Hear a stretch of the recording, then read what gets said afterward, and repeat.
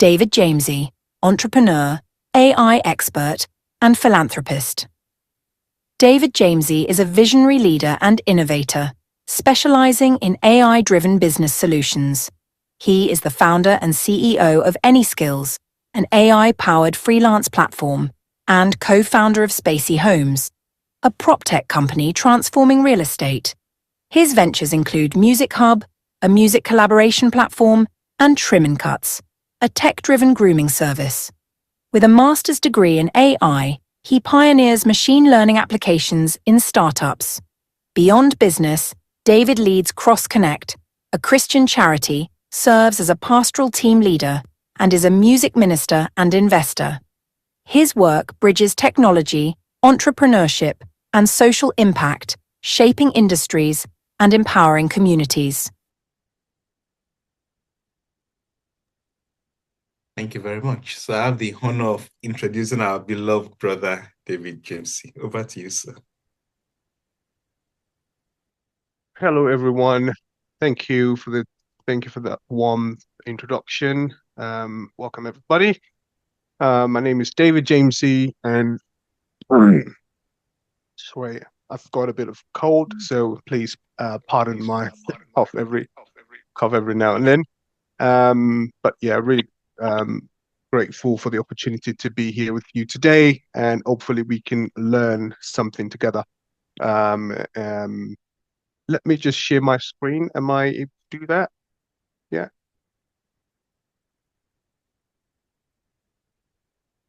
Can you please make the speaker co-host tech team? Yeah, I think I should be. I think I'm able to do that. Just okay. Yes. Please.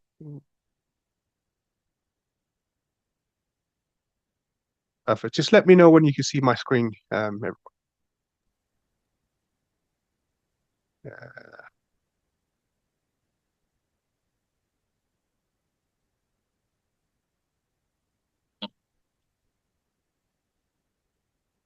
Everyone, can you see my screen before I? Yes, we can. Yes. Okay, perfect. Okay, so today we're going to be looking at essentially the beginner's guide to becoming an entrepreneur in the UK. And what we're aiming to achieve here by the end of the day is that this is basically gives anyone who is intending to become or to start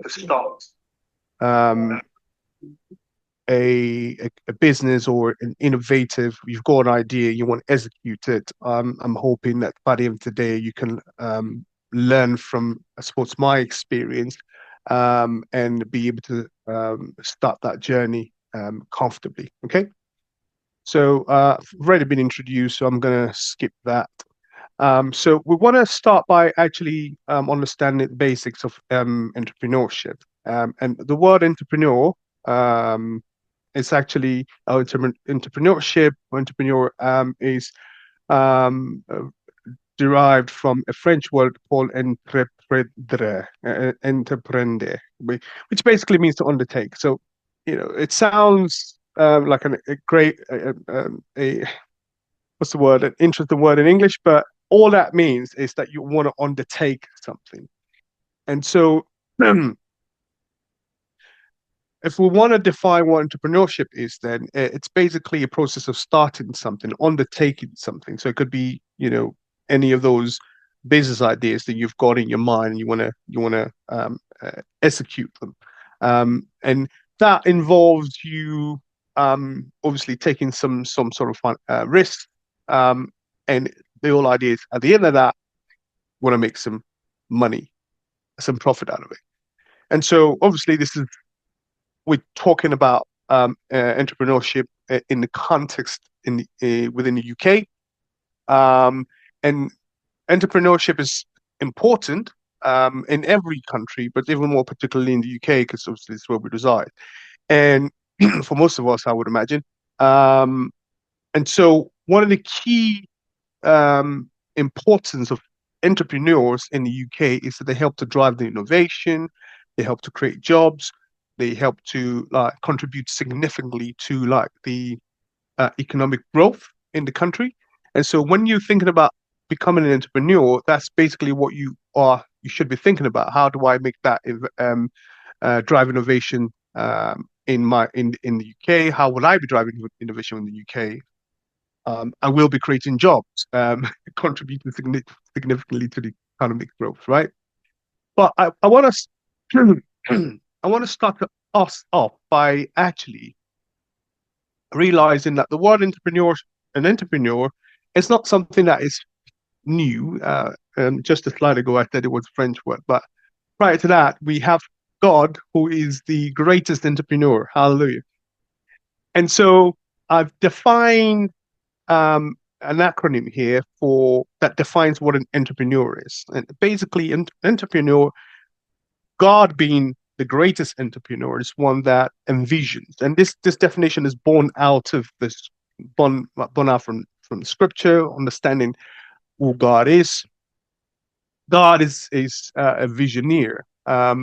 You know, reading Jeremiah chapter 29, verse 11, for the plans that I have for you, declares the Lord, the plan to prosper you and not to harm you, and plans to give you a future and a hope. So God envisions, sees beyond just the normal, ordinary vision. And a God, as the greatest entrepreneur, it's one that navigates all things with divine wisdom. So an entrepreneur, as we will come to learn, has to be someone who is able to apply wisdom in decision making. So we see God Himself in Proverbs chapter 3, 5 to 9. That Scripture says in Proverbs 3, 5, 9, trust in the Lord with all of your heart and lean not on your understanding. In all of your ways submit to Him, and He will make your path straight. So God has the ability and capability to navigate all things with divine wisdom, regardless of whatever that is, right? Also, God being the North Star to becoming the greatest entrepreneur, transforms lives and also circumstances. See, and it's important to realize that as an entrepreneur, that's what we are meant to do, to transform lives and to change people's lives. Yes, at the end of the day, there's that money coming in, but ultimately, you're changing lives and transforming lives. And ones that God revolutionizes, empowers, provide solutions to every need. We have Philippians chapter 4, verse 19. It says, and my God would supply all my needs according to riches and glory in Christ Jesus. So again, entrepreneur, any solution that you're thinking about is meant to meet people's needs.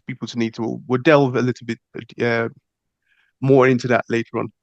And a whole lot of other essential characteristics there, which is redeems, restores, executes, nurtures, elevates, understands, the capacity to understand a problem, define a problem. God has all of that characteristics and that capability, and ultimately to executes a particular plan perfectly. And so, entrepreneurs, when you have an idea, you definitely have to learn to kind of execute your ideas in a way that can scale, and ultimately,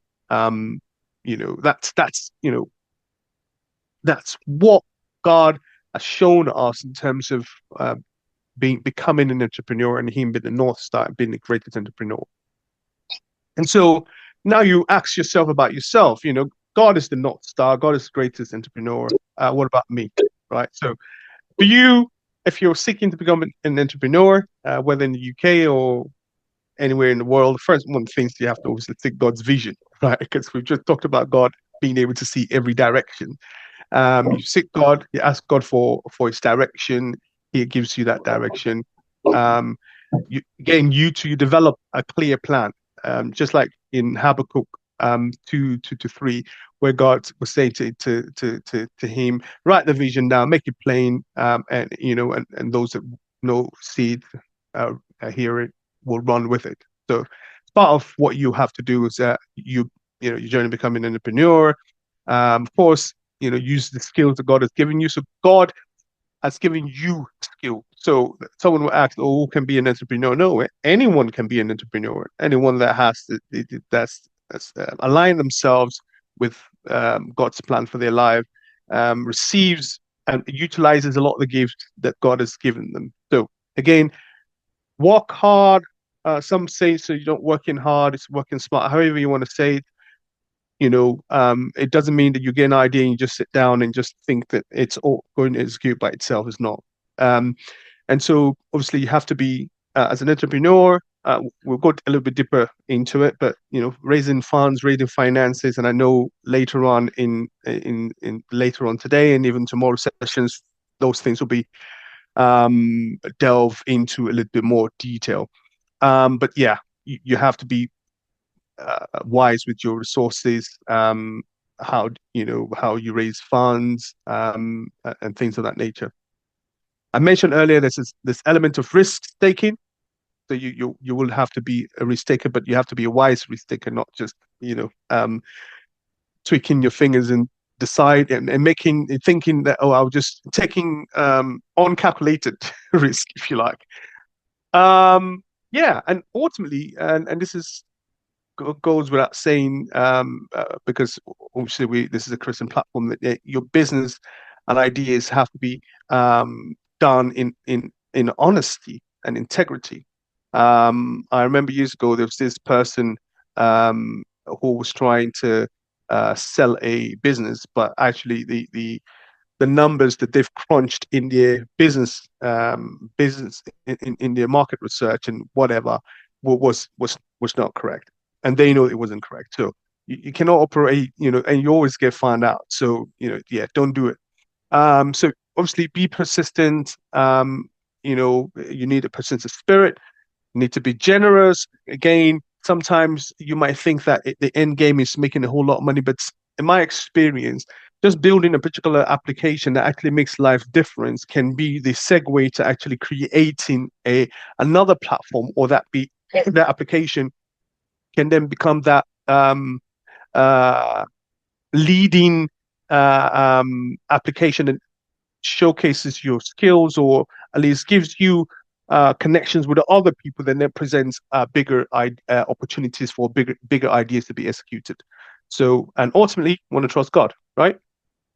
Now, I wanted to make a clear distinction between what an entrepreneur is as against a small business owner, because that can be easily confused. Most of us have worked in different spaces in the UK. Some, like myself, done a lot of contracting roles. And when you have your own business, small business, you think that you're an entrepreneur. But but basically you're not. But what's the mindset there? Entrepreneur focuses more on innovation and scalability. How do I build something that's relatively new, that is actually solving a problem, but also scale, meaning it can be applicable to not just the United Kingdom. It could be something that the US, America, Africa all can benefit from, right? But obviously, small business owners they just prioritizing stability of their products or service. Usually, they're not they're more focused on long-term sustenance, and they are really fixed in a particular location. So hence why the example. So an entrepreneur might be someone who develops a new fintech platform that grows rapidly, and then you've got small business runs a local retail shop, and serving the community, but that's pretty much as far as they go, right? So second point is developing a business idea. So you want to be an entrepreneur. It starts by having a business idea. It starts by having a business idea. And how do you develop this business idea? It's by identifying opportunities, right? It's by identifying opportunities. In my own experience, some people might see, for example, that there's lots of freelance platform available. Maybe not lots of freelance platforms. They are relatively good freelance platform. Quite a few of them, but popping here and there. But they say, well, hey, I mean, it's someone has built that already, someone has built that already. I don't need to get in the game, but actually, you probably can get in the game because there's always something in one platform on one product. I mean, that someone had that.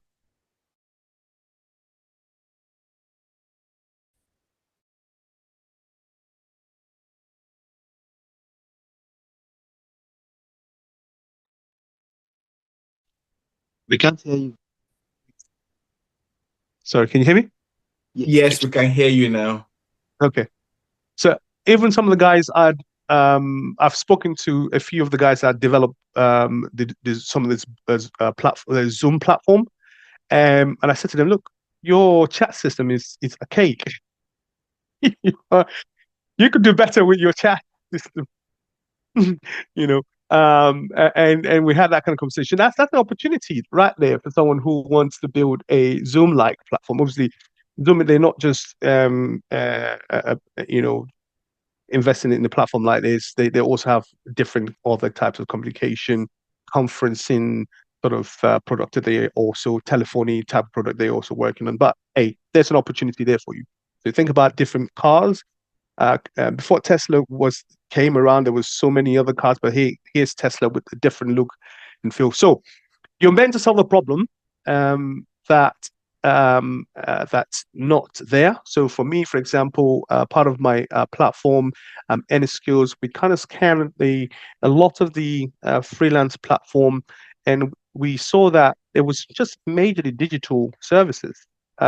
We saw that the way that they handle case management was just poor, was just in some instances non-existent. We saw that a lot of them do not even think about businesses, right? We started looking at some of the interactions between those people within the platform where someone is getting a job, subcontracting it to somebody else, and then you know, paying that person on the side, but pretending as if they're the one doing the jobs, right?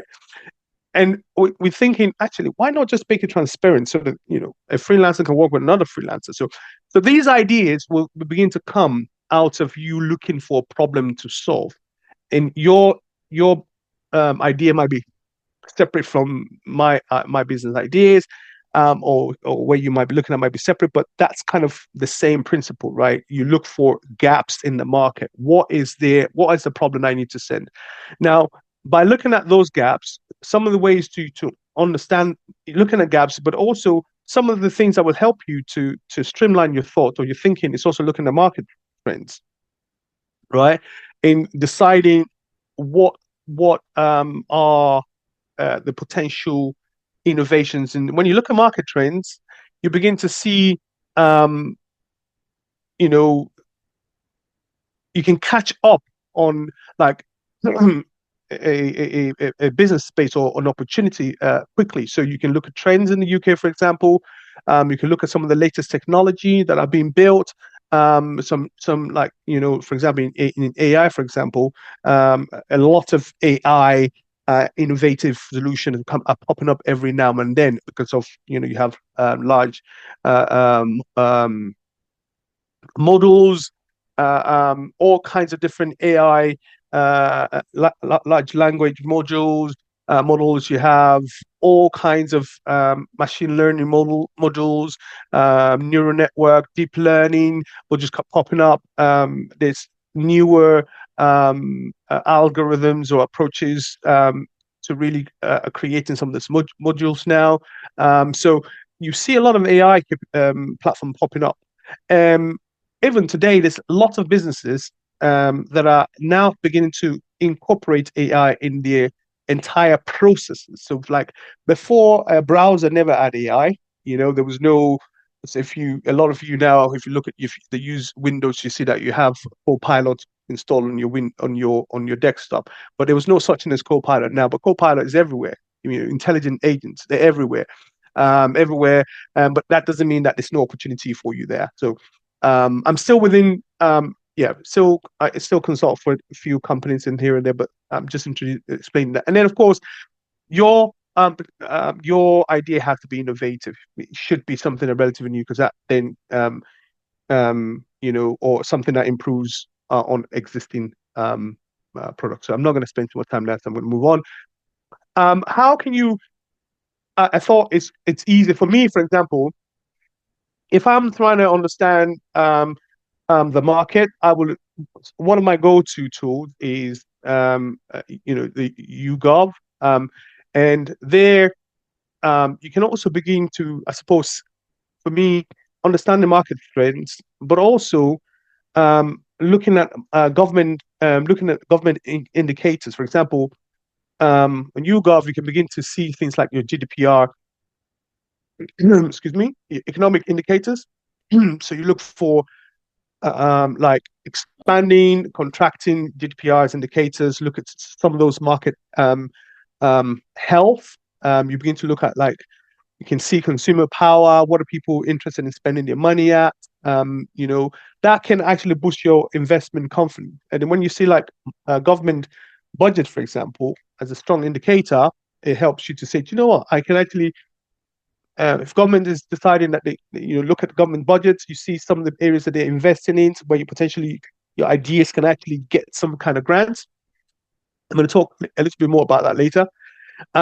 You begin to look at your inflation rate, right? And so you've got a great idea, but hey, it's going to need money. So if there's different options for you to finance and fund your ideas. Knowing how much how consumer purchasing power works, how your business costs could be impacted. That's an important thing for you to know. Keeping tracks with employment rates, wage growth, because that all are going to impact you eventually. Labor market trends and so on and so forth, right? And you also want to obviously look at industry reports. So it depends on which which industry you plan on going into. For example, if you're going to real estate, pro tech, all that kind of stuff, you can begin to see like industry report like IBS World, Statista. If you're looking at if someone has done your idea before, comparing researches, all that statistics are quite good for research work if you're doing some research work to try and understand to really put together your research and understand your product, as it were. So you obviously can look at stock market trends and government policies, and like I said before, innovation technology. There are I'll talk exclusively about this later on, but you can look there are several government schemes that can actually give you indications as to where the government is putting their money and potential show you where there are areas that ideas can come up from, and of course media, news, and professional network. Now I mentioned YouGov. You can see there with YouGov you can begin to see in-depth customer behavior, how it's been analyzed, so obviously helping your business, my business, understand like customer preferences, buying habits. So if you want to be innovative in spaces like retail, there's some level of innovation still available within retail, believe it or not. For example, that there are the labels on the product, on the food that you buy. So if you go to the supermarket, you see labels that they're mostly paper labels. But now there's the new and I've seen them already around, where the companies smaller companies are now building that into a small cheap electronic screen, where this capability, and I've thought about this a while ago myself, where you can actually walk into the store, you put in the store, this is what I want to do, blah blah. You can plan your shopping, and then tell you what, it just takes you right from, if you've not been, it takes you, turn right, turn left, move right, left, and before you know it, you're right in the front of what you want to pick, and then you pick it up, and then you're gone your way, right? So you can use obviously YouGov to kind of it obviously offer insight in terms of brand perception. If you help, how to or to help in terms of because what people are looking at, ideas that people are or if it helps you to understand people's buying behavior. It also helps you understand companies, potentially competitors as well. You can see there's also innovations in the areas of energy. And so ultimately, what you want is to understand people's mindset, especially in the UK. Now, when you explore YouGov, there's several areas you can look at specifically. You can obviously explore what the UK thinks in general, but you can also look at the YouGov profiles, where you can see like detailed consumer demographic and behavior insights. So you can look at different areas. Mentioned earlier, you can track and measure like brand perceptions. If you're the type that are maybe looking at particular brand ideas, collaboration, creating innovative AI modules that work with specific brands. If you're looking at best brands to kind of work with, those are the areas you can look at. And then you can look at government reports and surveys using that gov/topics. You can look at report articles about latest consumer trends and stuff like that. So that's a good place to start. A practical tool I usually use. So a practical step to get started, obviously, I would recommend, as I do, subscribe to a lot of newsletter podcasts, listen to people that are doing what you're planning on doing or around the realms of what you're already thinking about, whether it's just simply how to go to market strategy, things to keep you going, essentially. Use analytic tools, mention like Google Trend. I'm going to go show you how you can use that. It's important because you can begin to see the trend that is happening in your area and potential innovative potential idea generation. So of course you can leverage social media analytics as well to kind of gauge consumer sentiments and emerging trends. So with Google Trends, don't know if a lot of people use it, but this is a very, very important tool. You can actually track like real-time customer interest, what people are looking for, what people are searching. There's a lot of AI, there's a lot of integration capability with that, with Google Trends, a lot of AI opportunities there to actually begin to build,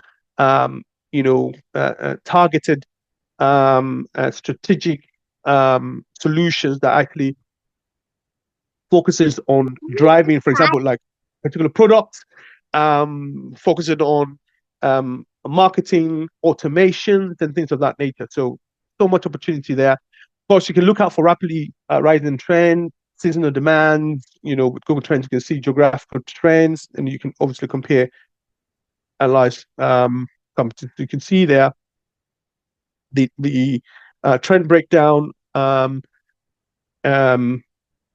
You can also filter by relevance. So you can say, you know what, I want to see how relevant is this to what I'm searching, right? So, and also you can see there, you can sort by title, volume, and all that stuff. But more importantly, you can actually filter by category. So you can actually focus specifically on your particular interests, right? So whether you are building gaming solutions, for example, innovative gaming solution, or you're creating innovative health solution, you can see what people are talking about. Oh, this product's not good. Oh, that product's not good. Oh, that's why. So getting ideas of what people are saying a particular product is not good. That can, people talking about climate, you can see people talking about problems. Basically, it's a pool for problems where you can go and say, oh, that's a problem. That's a problem. Identify the problems.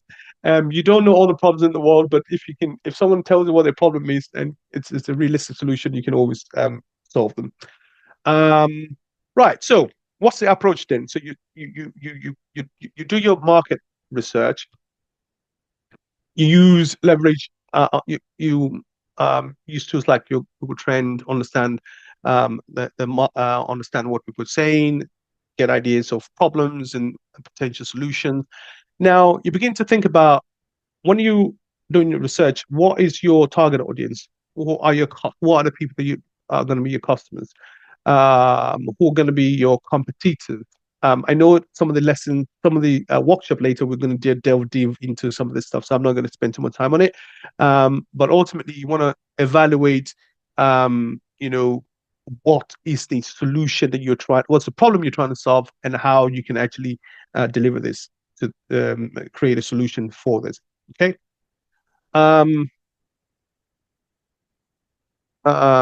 Right. So now, of course, you've thought about the solution, the problems you want to solve.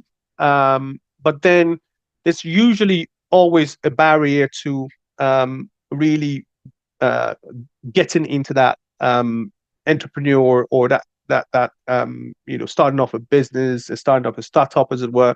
There's a lot of them here. There's high startup cost. There's strict regulation and licensing.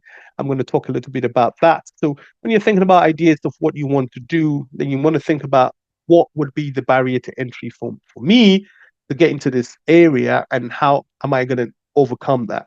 So there's also the economic of scale. How do I obviously start up? You become a startup at some point. You want to scale up, and of course, how are you going to like get your products and services out there and market that across? How do you essentially protect your brand, and garner some brand loyalty there? Market saturations. I'm not going to go too much deep into that, but ultimately, I want to just give an example. For example, a brother of mine was going to he started off an idea which is meant to be fund and trades.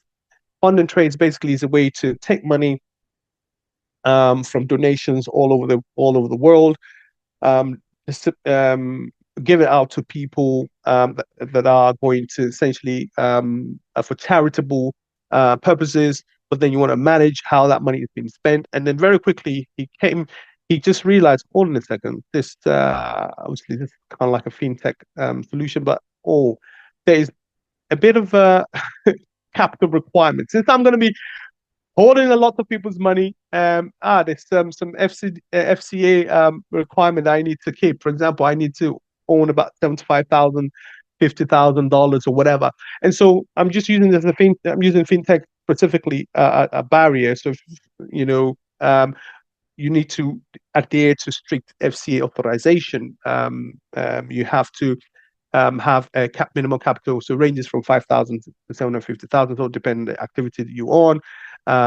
If you're going to be handling client money, you also be typically higher capital needed if holding custom funds. There's so many other ones there. So essentially, you just need to make sure that in whatever area that you're deciding to get on, to start your startup, as it were, or execute your business idea, that you're aware of that limitation and you can navigate around that, raising funds and things of that nature, right? So the third point here is, of course, protecting your business idea. So you've got this great idea, lovely stuff. You go into, for example, for me, starting off my, unique AI-driven freelance platform. First thing first is how do you start off by how do you protect your idea, right? First thing first is you obviously, if you have a business logo that you've thought about, you need to immediately protect that. And how you can do that, you can trademark your logo with the UK Intellectual Property Office, and essentially, trademark lasts for 10 years. So obviously you have to renew it after that. If you have a patent, a unique invention that you've built, then you need to apply for patent, again, via the IPO. You copyright your stuff. A lot of the stuff like copyrights, like books and, are usually already automatically, they already have their automatic copyright, but then you still, we continue by putting the copyright signage, whether it's on your website or things like that. And then, of course, before discussing your ideas with people, you really want to sign a non-disclosure NDA, so that people you don't just, some people get super excited. I've got a great idea. And then you just tell everybody. And while you're telling that person is thinking about it in their mind, and they have better resources and capital network than you. Before you know it, they've already build the solution, and they've gone to market with it. And then you're like, oh, that was my idea. What happened? You were too late then. So yeah, just being careful with your ideas. Okay. Now there's several templates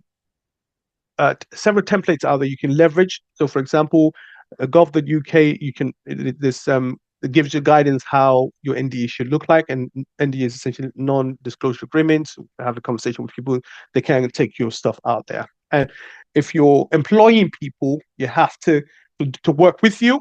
You have to give them NDAs to sign as well, because that kind of helps them to protect your ideas, right? I give an example here. You have so depending on which areas do you what field you're in and where your innovative ideas are. This law depot, which kind of offers you like template tailored to UK use. You got Coolio and a few of them, Rocket Lawyers and things like that. So they help obviously to ensure that a lot of your intellectual properties are protected on some of the ideas. So best practice is to make sure you define what confidential information. So basically ensuring that your NDA explicitly outlines those confidential information that prevents to prevent any kind of ambiguity. So every person I work with or employ to work on some of my startup companies always get an NDA, always get contract, sign it, and my one is in perpetuity. It's like, some you can discuss ideas. Some people say within after 6 years after leaving us, or things of that nature. But yeah, each to its own. If you feel more comfortable getting a lawyer involved, then please feel free and do that. So now that you protect your ideas, you want to start crafting your business plan, right? Ultimately, you want to build a business plan. And what's the purpose of a business plan? The purpose of a business plan is really for you to provide a roadmap for your business. You detail your business strategy and operations. I know, yes, it's also for attracting investors and securing loans, but ultimately it's really for you to see what you want to do and how you want to do it. Because that becomes your guiding principle, and your guiding principle to really achieving what you want to achieve.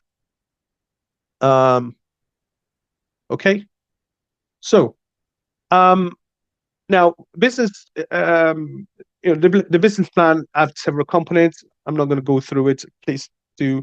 I can offer this presentation afterwards. But yeah, you have your executive summary.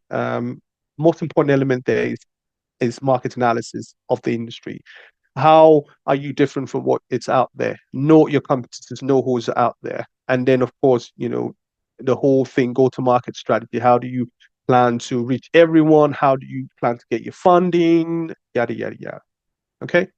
And of course, there's several tips here. Obviously, make your plan clear, concise, make it understandable, rely on good market research, platforms where you can actually do detailed search. Make sure that you understand the risk that is involved, and so on and so forth. Yeah. Now, I've mentioned the purpose of the business plan earlier. Obviously, securing secures funding. Those two really is guiding vision, strategy, secure, and so many other things, like it helps you to define your organization and structure, things of that nature. Okay. And next would be, how do you secure funding? There's so many. I'm sure again this will be delved into in deeper in a more detailed way later on. However, there are multiple options for you to secure funding for your idea, the business idea, right? So obviously you can start by, if you were like me, I started off by funding it myself. So I had a good business running and had a lot of savings. So I'm like, I'm going to, for me, I didn't want a lot of people to own my business. It's not going to require a lot of capital to start off.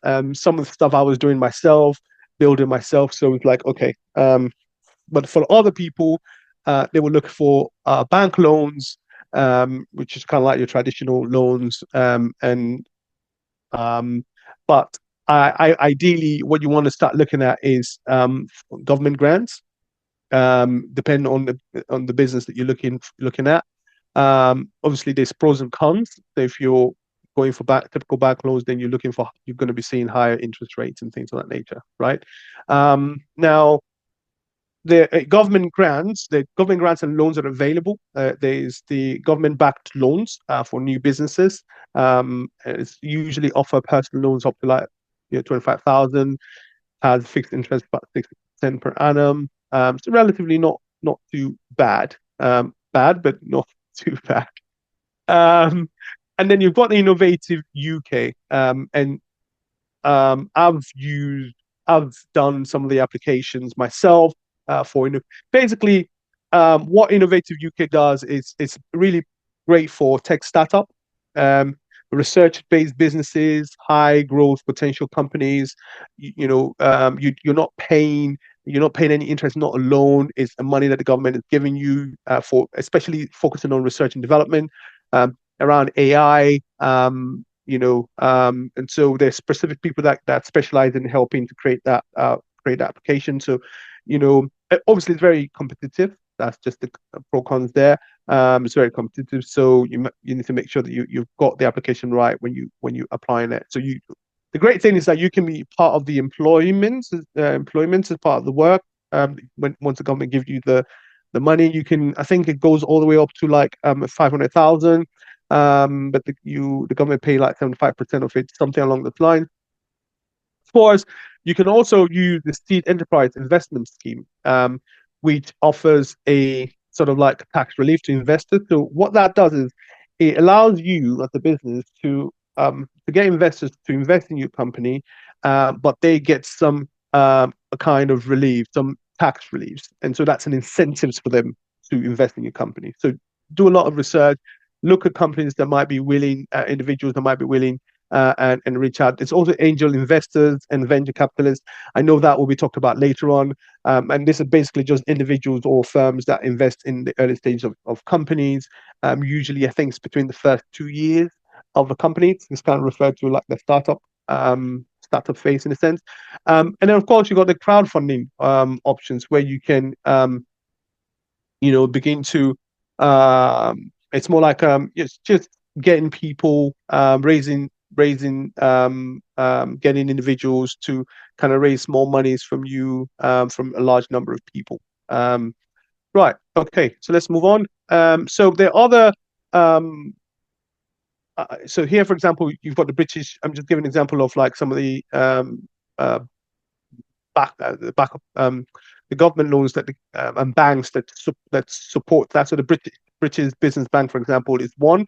The government-owned development bank, and also can they offer diverse finance, just like small scale, medium size enterprise and things like that. So definitely check those guys out, because I think that if you might not know them, but they were the one that they were part of the bounce back loan scheme, which benefited me as a business at the time.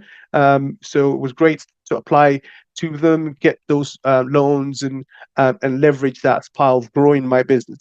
So it's very important to look at the options that you have out there and leverage them. So I mentioned earlier about Innovate UK. So again, Innovate UK, it's available for everyone. So you have an innovative idea around the research and development, technology, things of that nature. This is one to explore. Okay, so that can help you to actually drive your business idea. I did mention about the Seed Enterprise Investment. Again, you can go on the platform and get those.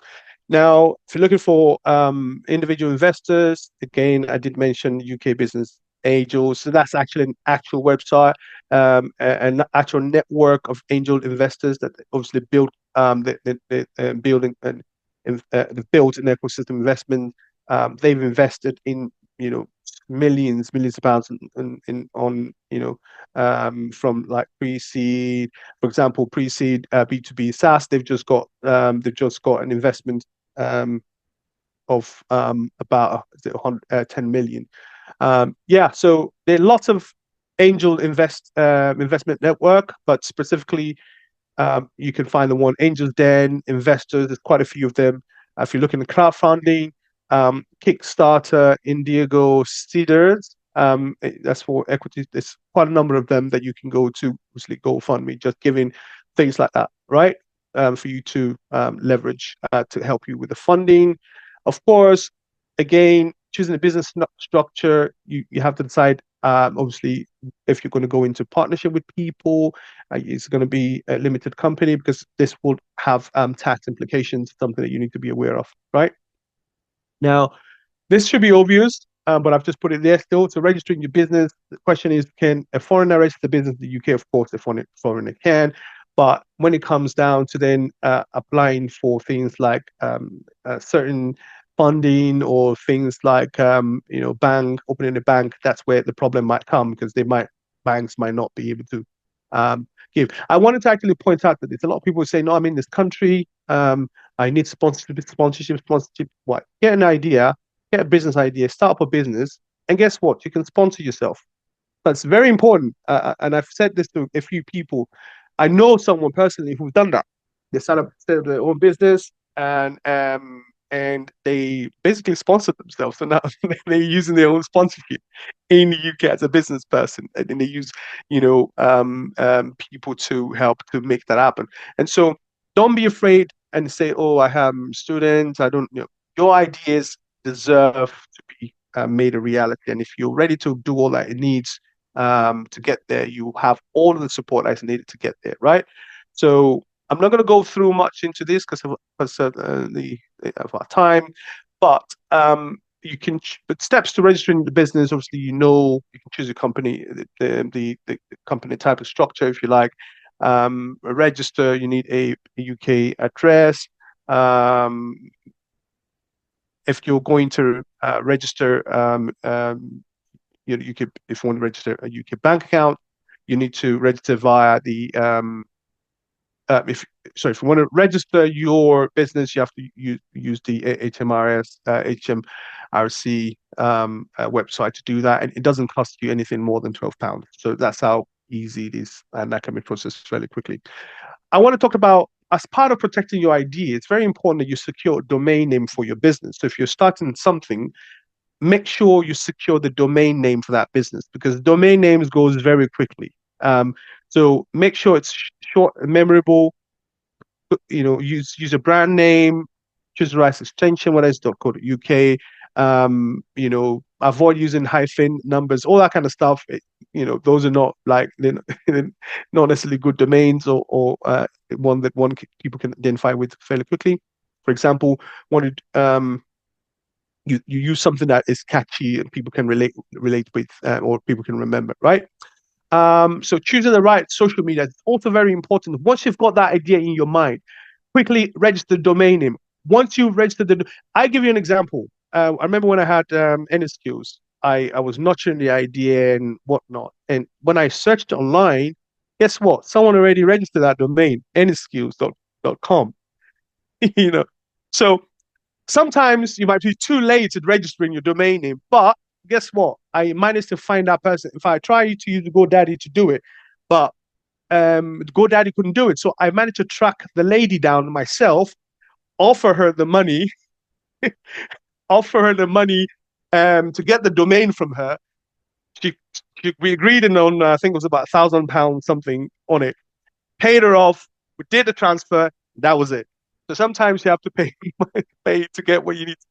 You know what I mean? To get, but it's easy for you to, and then to get once you get domain, then you have to make sure that all your social media sites are exactly the same. Very important because that's part of your brand building and that kind of stuff. So if keep it consistent, short memory, whatever. But for example, at Any Skills International, you basically make sure you get all that. There are several tools that can help you to check whether there are domains that are available out there. So you got your name check.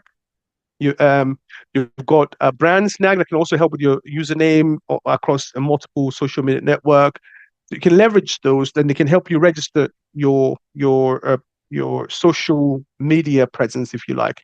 So there's some key legal financial requirements that you're expected to know as an entrepreneur, as a business owner, innovative business owner. There's elements around corporation tax, value added, which is between 19 and 25%.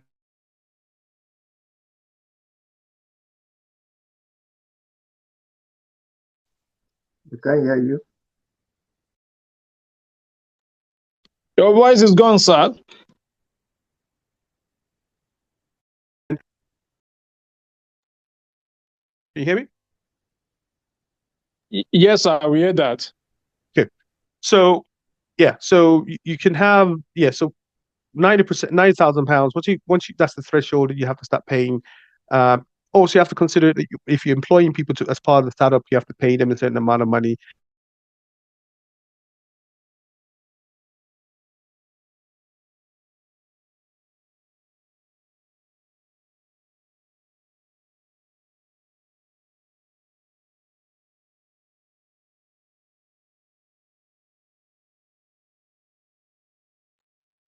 We can't hear.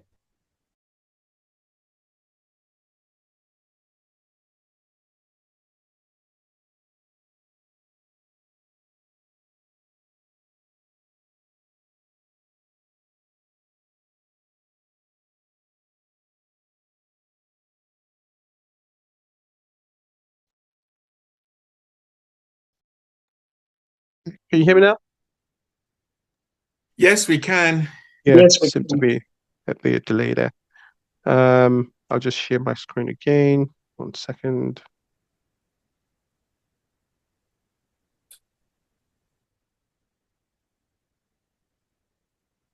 Yeah. Okay. So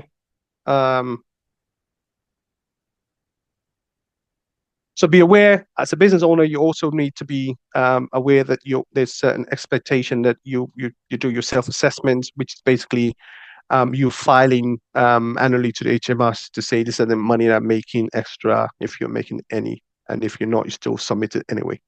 But the UK government has been very, very harsh now. If you miss filing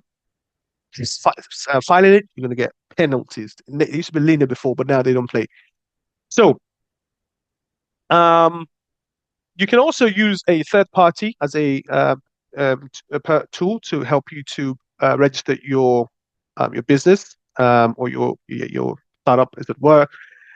I use, for example, First Information, and one of the reasons why it's easy to use them initially was using them to manage my address services, my letters, and all that kind of stuff. So that might be a preference that you prefer to do, but that's up to you. Now, another thing I want to talk about really quickly is that if you're a startup company, then it's very important the people that you hire, right? Who are going to be the people that are working with you?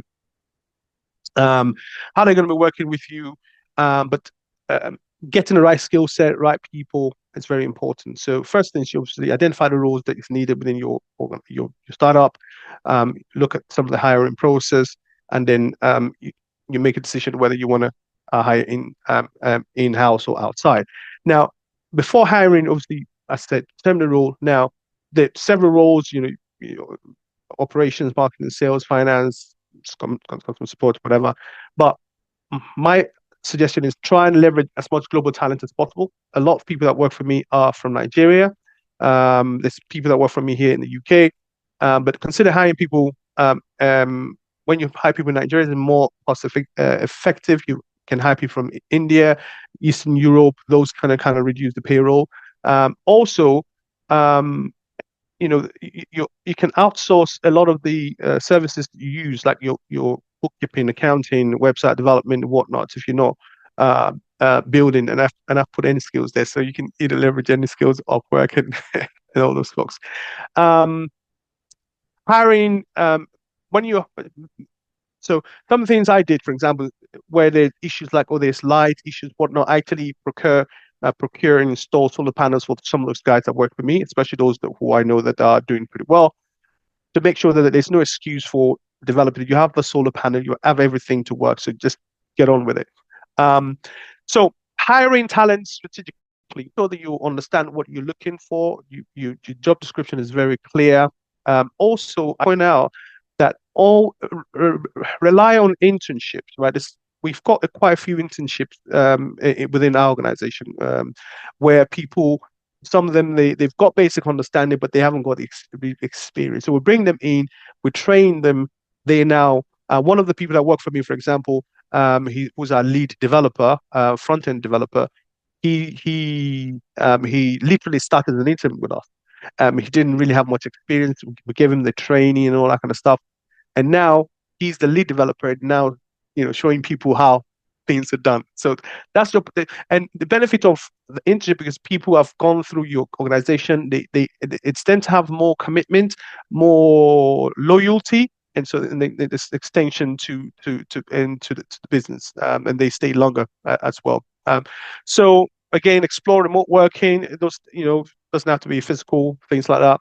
And so in the UK, there's many opportunities as well as a business. If as a startup, you can leverage young people and train them. The government pays 95% of the training you give them, right? Training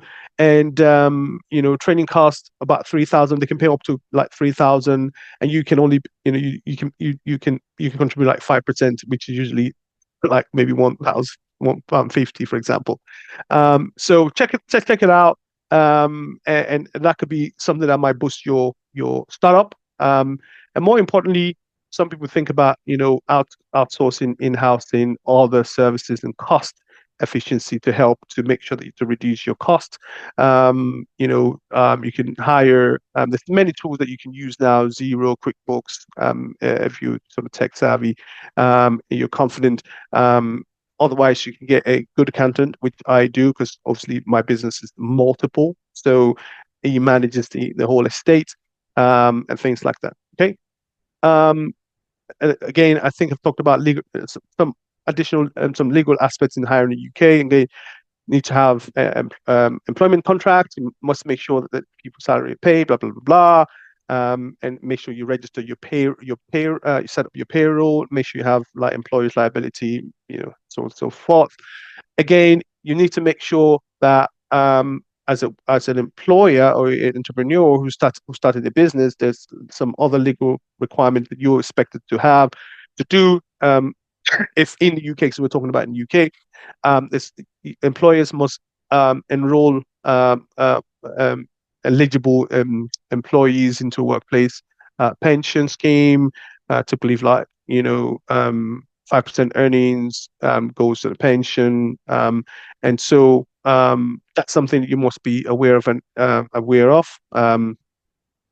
Now, as an entrepreneur, you also need a bit of support and guidance. So, for example, you can leverage things like the British Bank support. So once you, for example, apply for their loans, you get the loans. They have opportunity for mentoring, right? So that flows naturally into networking. Because you start a business does not mean that you can do it all by yourself. You need to lean on entrepreneurial communities, mentorship programs. You can leverage the Prince Trust, for example. There's a free mentorship and funding where you can actually, you can grow in your understanding of entrepreneurship, how you can actually build your business to get to a place where you want it to be. Again, opening a bank account is a very important part of your business as an entrepreneur or becoming an entrepreneur in this country. You have to know how to prepare to open a bank account, because it can be challenging. Trust me on this one. I've had an instance where I'd applied for years ago a business bank, and they refused it account.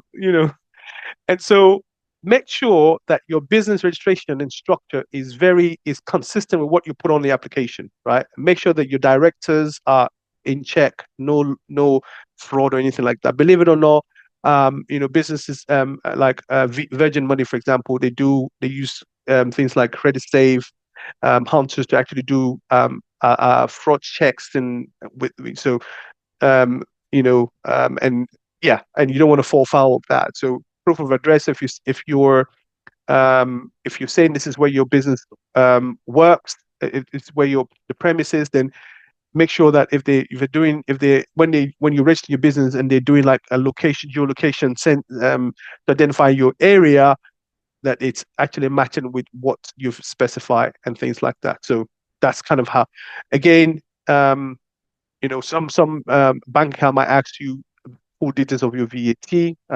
Make sure you have that available, especially when you're earning a certain amount. So there's multiple banks that you can leverage. You don't have to go to the street to the big banks as well. There are other banks that you can leverage here. So here you are. Okay. So I'm going to be running up shortly. So so for example, there again, business and financial planning that you can leverage to kind of grow your business and to appeal to the investors. Most importantly, thing is that when you're looking for stock investment or whatnot, some of the investors look at what are you doing already? What have you been doing? How many customers have you managed to get? And the way you kind of show that is, oh, this is our cash flow. This is how our bank. This is our account statements. We're doing really great. We're keeping a debt to risk ratio fairly good. We're a great company for you to invest in, and that's kind of how you go doing that. Yeah, so in terms of tax efficiency in the UK, particularly, pre and post tax, for me, for example, a lot of my businesses my entrepreneurial innovative solutions or businesses that I've created off the back of that, I often leverage like expenses, salary, wages, like contractors that works for me, marketing, website, all of that goes in there so that I'm not paying any kind of huge amount of profit. So if you speak to your accountant, that they will give you better understanding. But there's a lot of stuff out there that you can actually look at and read as part of the government, part of government documentation tells you what is expendable pre tax. So things like software subscription, business insurances, training, development, that kind of stuff are stuff that you can. There are other like business loan interest. So if you borrowed business, for example, if you're building properties and build and protect properties, basically what you might have like some business loans from mortgages and stuff like that. Those interests there are actually expendable. Same with the mortgages themselves. And if you've given to the business, you can also your interest are also expendable. So if you're getting money back from the investment you've given to the business. Right. There's so many other tax efficiency strategies for entrepreneurs. So you know how to maximize those, salary versus dividends, all that kind of stuff. So, but I've got some additional links here. So if you do want the slides, you can reach out and we can send that. So mentioned earlier about choosing the right financial tool, accounting tools for small businesses. Wave, QuickBook. I've used Xero and myself. So use QuickBooks, also a good one. Some of those ones interact directly with the government site, and they can automatically generate your income statements and all that kind of stuff for you. So yeah. So all the legal compliance things. Make sure again that when you're engaging with in your from the really generation of your ideas all the way to delivering, you make sure that you ensure that you're keeping to GDPR compliance rules, ensure that you're handling data in a safe way.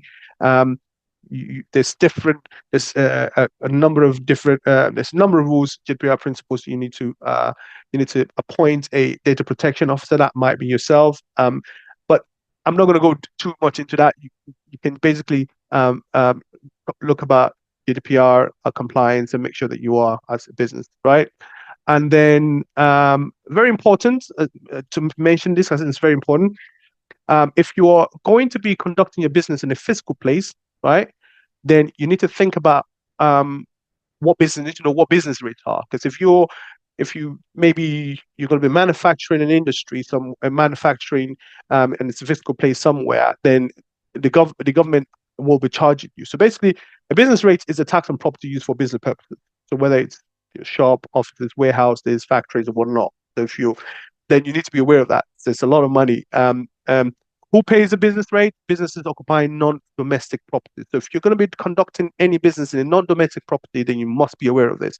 Not going to go into much detail about it, but essentially what that is just what is defined as a rateable value multiplied by the business multiplier.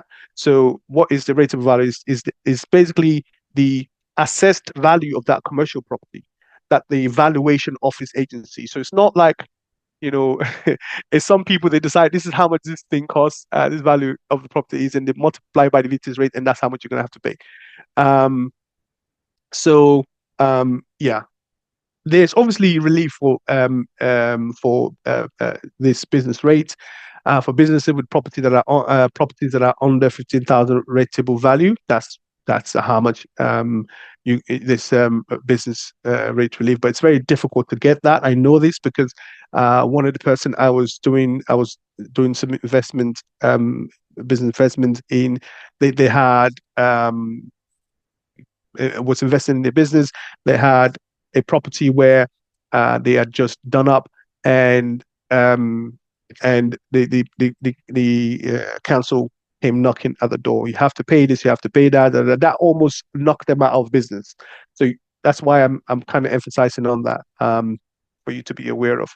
I actually already talked about your marketing, branding, securing your online presence. So I'm going to kind of skip that. There's also areas you can make yourself more known out there so people can see your ideas. So if you're building websites, make sure that you have search engine optimization. You can use several other tools out there to help you to get you up there. So again, social media, LinkedIn, you can use your Google optimization, Google Analytics, and things like that.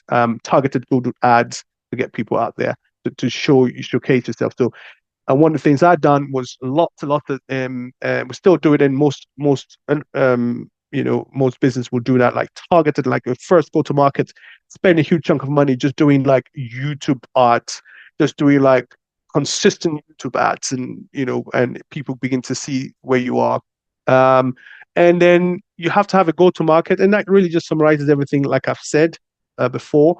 You define your targets, know what you're presenting out there, have a pricing model. So like, for example, as a freelance platform, we have 10% service charge on people that does things on our platform and things like that nature. So you have to have a model. There's also the subscription model, people that goes on the platform and they want pro services. This is how much they pay. So you have to have that kind of. So it's not just doing the product. Basically, that's my point. It's not just I've got an idea. There's a business element to it that you have to understand and how to get your money back, essentially. And I wanted to. I'm going to be ending shortly. It's very important that you you leverage in this day and age as an innovator. Leverage all of the available AI tools and tools that will help you to do your work, to bring your ideas from ideation all the way to delivery. So many tools out there, Trello to get your ideas into like a place you can see, Canva to design your to have different design, whether it's a UI design, UX design, blah blah blah. There's Figma. There is SEO marketing tools used. If you're still trying to think about your ideas in activity, it's one of them. AI-powered assistants to start with. If you haven't got an assistant, there's like AI tool that for different industries, for example. So if you're trying, for example, it's taking us something that would have taken us maybe 6 months to build. In 3 months, we've built what we in less than 3 months even we've built particular a part of our application using Cursor. Anyone don't know what Cursor is here? Go Google what Cursor AI is. I'm not going to say anything more than that. So realistically, there's a lot of AI tools that have been coming up and that can help you scale your business fairly quickly. I know we're going to be talking about scaling later on. And rounding up by saying that there are common business challenges that as an entrepreneur you will face. For example, again, funding issues, regulatory issues, market competition, so on and so forth. But the key, and it's also key personal challenges, right? Work-life balance. How do I invest in all of these businesses? And I have a family. I have, for me, for example, I have 5 children. How do I balance it all, right? And obviously, it's killing with things like setting boundaries, scheduling breaks, delegating tasks. I don't have to be, for example, I don't have to be in my morning meetings. In some of the other businesses, I delegate. Can you do this? Okay, I'm going to be. And the whole of last week, I was on holiday with my family, and yeah, the business was still going, even though I have to come in and out here and there. But yeah, and so mental and social and emotional strain is very important that you don't burn out. You spend time in the Word. You continue to prophesy in faith, and making sure essentially that you don't miss on important live events with your family and things of that nature. So as a entrepreneur, I think for the first to 3 months, you want to try and develop your ideas, conduct your market research, choose a business structure, register your business, and so on. So next month, you want to open a bank account, apply for all the funding you need, make sure that your logo branding are in place, and so on and so forth. So by the time you reach in 10, 11 months, you want to start scaling up gradually, expanding your customer base, and that should be your first 12 months as an entrepreneur. And that's it. Thank you for listening. I think I overshot with a few minutes there, but apologies for that. Any question? Thank you very much for the Yeah. very insightful presentation. We will take just 2 questions so that we can catch up with some time. And I don't know if anyone has put any in the chat. Can you see, Brother Paul, do you have any in the chat? Or if you have one, can you just raise your hand? Any? Okay, so someone has asked, what are the future challenges and implications of registering a company in another country due to present visa restrictions in UK? Though you are domiciled in UK, but you have a plan to register the same company in UK in later years. Sorry, I didn't understand the first part of that question. Yeah, it's tricky. What are the future challenges and implications of registering a company in another country due to present visa restrictions in UK? Okay. I think I understand what they're asking. So, I mean, there are, as there are a lot of concerns, and most people are kind of concerned as to but I suppose that last part of that question is that they are domicile. So when you say domicile, does that mean, so first would be that you can register a business in the UK if you're not domiciled in the UK, if you're not living in the UK. But what does that mean? That means that people or corporations can register and manage a business on your behalf. Again, we talked about earlier about if you have if you're talking about opening accounts, then you're going to be problematic if you're not registered in the UK.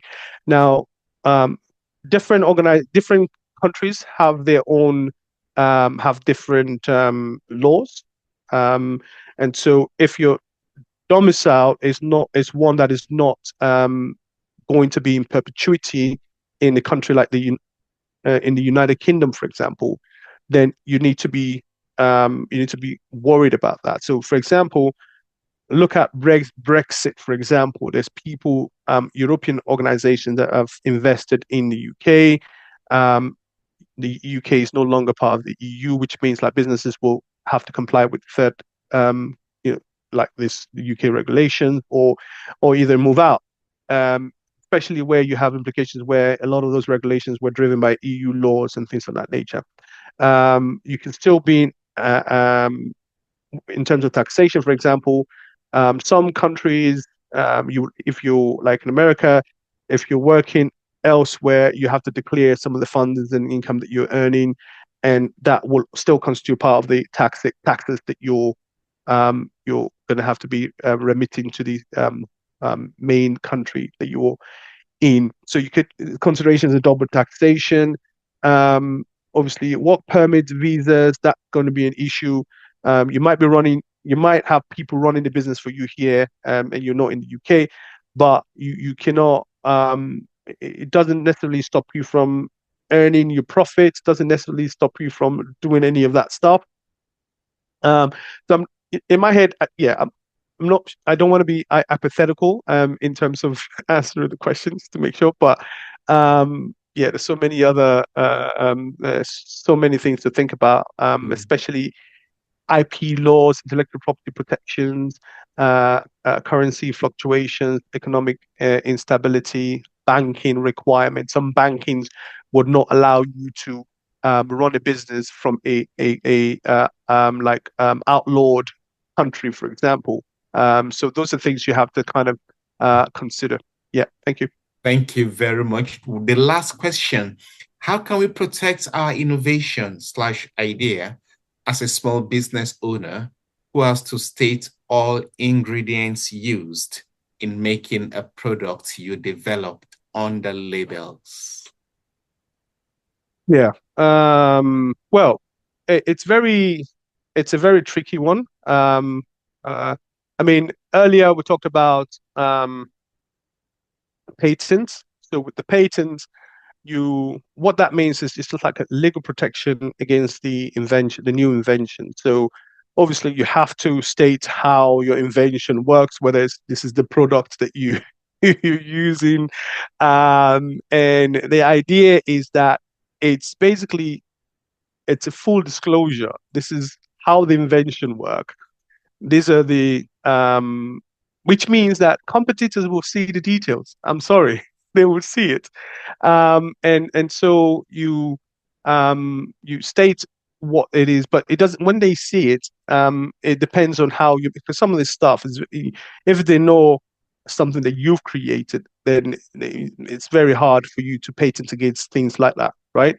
But the method, the approach of doing something that you can obviously protect. But you start by just finding that provisional patent application, and it could be time consuming, it could be expensive sometimes, but the invention is publicly disclosed, so there's no two ways to that. Of course, there's trade secrets which you can use, which like the recipe formulas. Those ones do not necessarily need to be disclosed, and so you basically protect them as trade secrets rather than patenting them, right? And again, if you're discussing this with partners, discussing it with potential employees, all that kind of stuff, you sign an NDA, right? Or you have a restricted access, so no one is able to use those or have access to them free willingly, even though they're part of the employee, right? So that's kind of how I would kind of protect stuff. So obviously there's several other options like copyrights, trademarks, and all of that stuff. Thank you. Thank you very much for those answers. We are really, really grateful. Can we give our speaker a virtual clap? If you want to make it a physical one, unmute yourself and give him a physical clap. I think he has done brilliantly. And we are trusting the Lord that these key nuggets that he has given us today, in years to come, are going to bring forth fruits. Thank you so much, sir. We really appreciate your coming. God bless you. Thank you very much.